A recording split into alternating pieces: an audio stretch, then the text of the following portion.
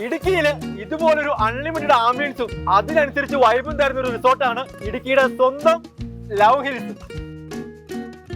നമ്മളെല്ലാവരും ഇടുക്കിക്ക് ട്രിപ്പ് വരാൻ മെയിൻ കാരണം എന്താണെന്ന് വെച്ചാൽ ഇടുക്കിയുടെ സൗന്ദര്യം ആസ്വദിക്കാനാണ്. ഇനി അതിനൊരു ബെസ്റ്റ് ഓപ്ഷനാണ് ലവ് ഹിൽസ് റിസോർട്ട്.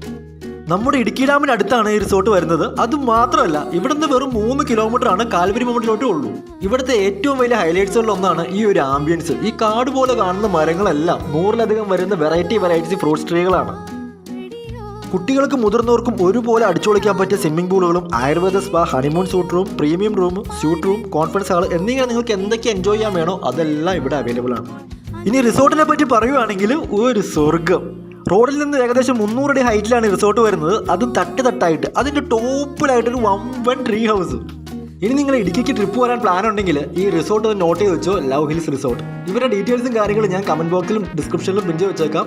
നമ്മുടെ ഈ സ്വർഗത്തിന് ലൊക്കേഷൻ വരുന്നത് നിയറസ്റ്റ് നമ്മുടെ ഇടുക്കി ഡാമിൻ്റെ അടുത്തായിട്ട് നാരകക്കാനം. അപ്പോൾ ശരി എന്നാൽ.